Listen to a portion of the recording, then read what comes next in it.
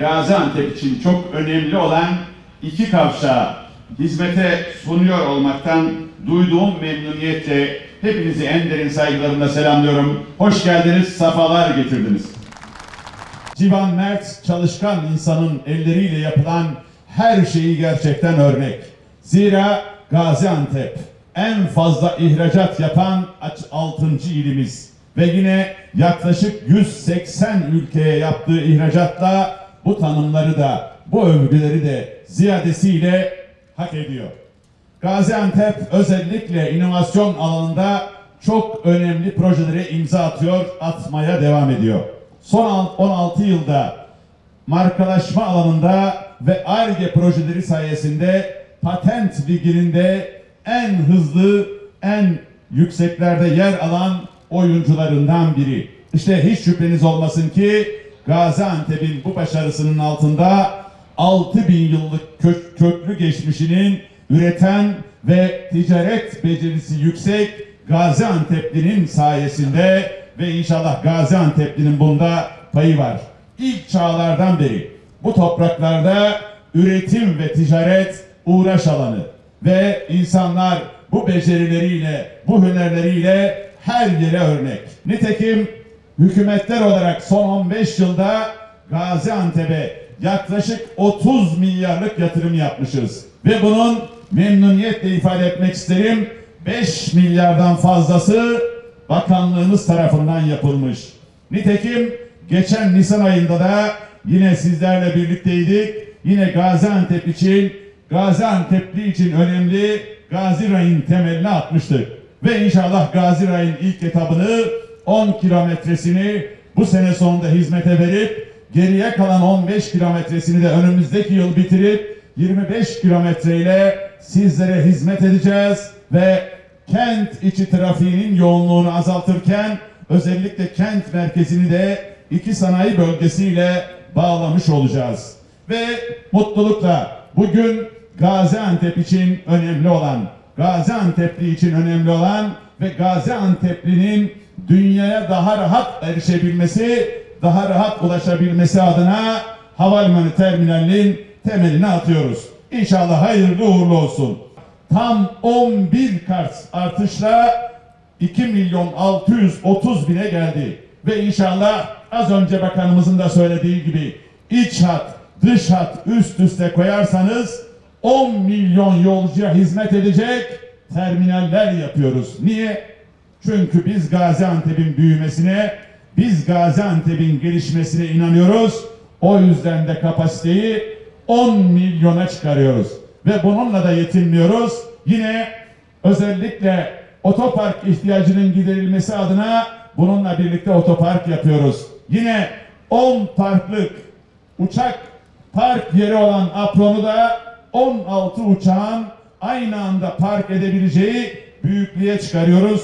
Gaziantep'teki havayolu gelişmesi %25 artmış durumda. İnşallah bu gidişle biz kısa sürede Gaziantep terminalini bitirerek Gaziantep'lerin ve Gaziantep'e gelenlerin hizmetine sunacağız.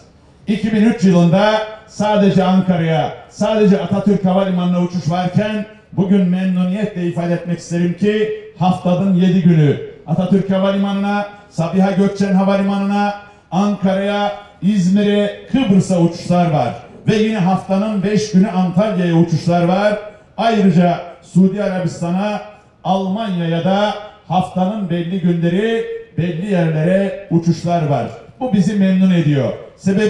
Sebebi Gaziantep'in havalimanının artık yetmediğini biliyoruz. Onun için de 283 milyon proje bedeliyle bu projenin ihalesini yaptık. Geçen ay yer teslimini yaptık ve inşallah sizlerle birlikte şimdi temelini atıyoruz. Ve yine mevcut havalimanımızı da yenileyerek dış hat terminali olarak hizmet verecek şekilde yapacağız. Bu da Gaziantep'lere, siz saygıdeğer hemşehrilerimize hayırlı uğurlu olsun. İnşallah Gaziantep'e gelen misafirler Antep'teki değişimi, Antep'teki gelişimi bugüne kadar gördükleri gibi bugünden sonra da Gaziantep'e ayak basar basmaz önce terminalinden görecekler, önce havalimanından görecekler.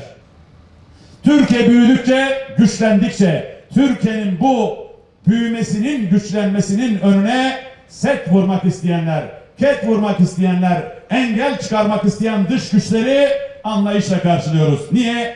Çünkü onların kendi aralarında paylaşmaya alıştıkları pastadan Türkiye büyük pay alacak. Ve bugüne kadar dünyanın mazlumlarının, mağdurlarının ensesine tokadı bulup ellerinden aldıklarına Türkiye artık dur diyor, dur diyecek.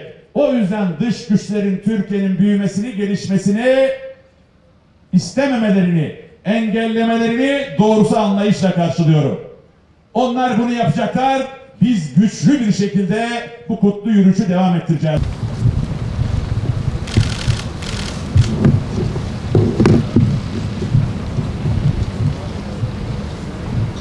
Gaziantep'imiz için çok önemli yatırımların açılışı ve temel atma töreni için bir araya geldik.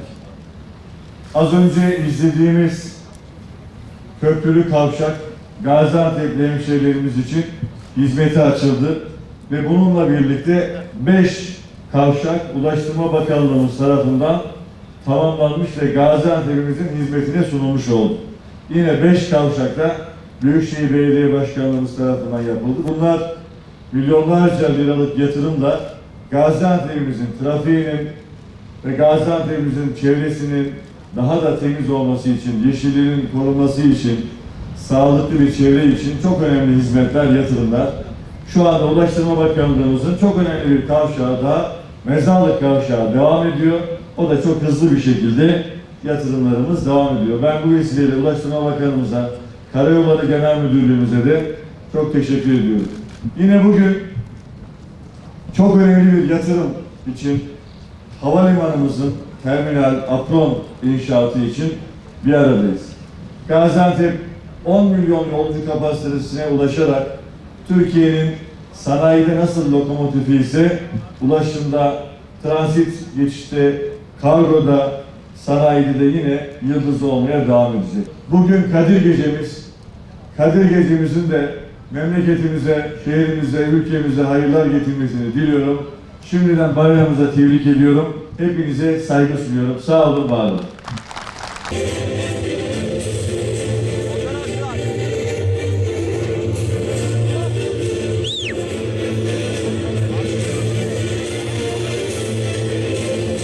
Hayırlı uğurlu olsun. Rabbim kaza bela vermesin. Ya Allah, bismillah butonlara.